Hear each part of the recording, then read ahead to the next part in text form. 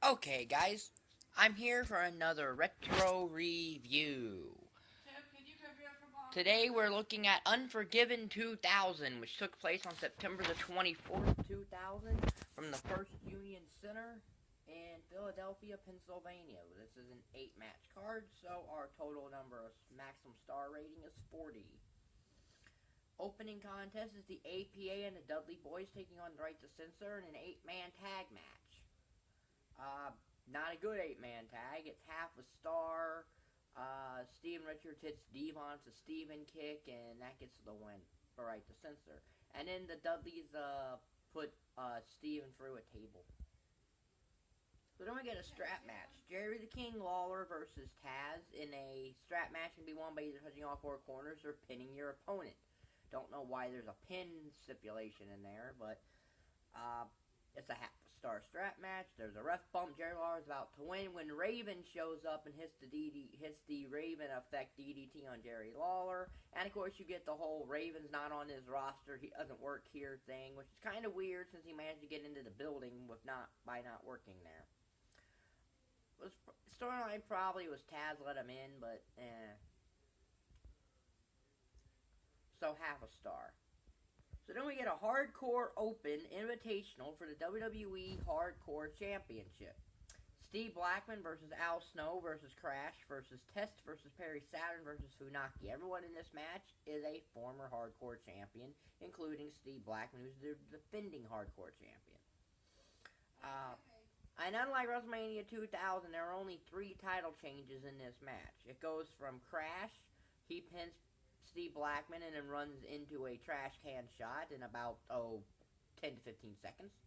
Then Perry Saturn pins Crash for the majority of the time limit, because this is a 10-minute time limit. And then right at a minute left, Steve Blackman wins back the championship. So,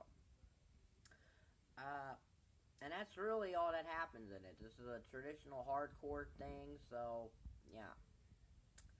So then we get a Chris Jericho versus X-Pac in one of the better matches of this show. It's 3 stars. The story of this was X-Pac had been attacking Jericho with nunchucks. And X-Pac had been attacking Jericho with nunchucks, so this match is here. Jericho gets X-Pac in the walls of Jericho, and X-Pac taps out. 3 stars. So then we get a steel cage match for the WWE Tag Team Championship in what is the best match on this show, as it's Edge and Christian versus the Hardy Boys. This can be won by pinfall or both men of either team escaping the cage. Jeff Hardy gets out first when he's really knocked out from the top of the cage, and then Edge and Christian do a 2-on-1 situation for the entire rest of the time that they're beating up on Matt. Christian eventually gets knocked out of the cage by Jeff using a ladder. And then with both the Hardys and Edge on the top of the cage, Edge is given a concerto that sends him down to the ring, and the Hardys escape, winning the match in the Tag Team Championship. So they would lose the next month to Los Conquistadors, which were Edge and Christian. So our next match is a WWE Intercontinental Championship match. Eddie Guerrero defending against Rikishi. This is when Eddie was trying to get that whole Chyna thing of Playboy stopped. And that's what Annie had defeated Chyna in a really weird way to win the IC title. This match isn't much. It's 1.5 stars. Rikishi gets disqualified for attacking Chyna. I don't really know how that's a DQ, since at this point Chyna was still wrestling guys all the time, but I don't really know how that's a DQ. And attacking managers isn't normally a DQ, because, well, most of them get attacked. With the exception of WrestleMania 10, but that was about one of the only times. So, yeah, 1.5 stars. So then we get a no disqualification match with the special referee Mick Foley, Triple H versus Kurt Angle. This is the middle of the Triple H Angle Stephanie storyline of Love Triangle. This is a 3.5 star match. It's an okay match. You know, Angle's working over Triple H's injured ribs that he had done earlier, but eventually, after asking Stephanie to choose her Triple H or Kurt, Steph slaps Kurt and then Triple H pedigrees Angle for the 1, 2, 3 and wins the match.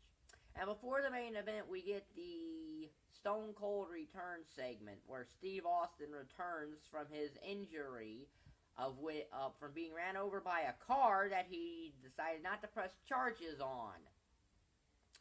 Shane McMahon comes down and says it was Steve Blackman who ran over Austin because Blackman had run over Shamrock that in the summer of '99. So Austin comes out, Blackman comes out, Austin stunners Blackman, then he stuns Shane and leaves. So then we get the main event of this show. Fatal 4-way match for the WWE Championship. The Rock versus Chris Benoit versus The Undertaker versus Kane. This is a 2.5-star Fatal 4-way. Benoit originally gets a pin with the foot on the rope. But Mick Foley restarts the match because there was a foot on the rope. Taker and Kane take each other out, and then The Rock hits the Rock bottom out of nowhere on Benoit, gets the win and retains the championship. So, yeah, this show is really not the greatest in the world, but it's not bad. Jericho X-Pac's good, the Steel Cage tag match is great, and Triple H and Angle has its good moments. So, there is stuff to watch here. So out of 40 stars, we get 17.5, which is a very, very, very high C- show, because it almost made the actual C, so it's a very, very high C-. In fact, if it didn't have the opener and the strap match, it could have got that C rating, but this will be my after review playlist. If you liked the video, like button is down there, subscribe button is down there, and thank you for watching. Bye.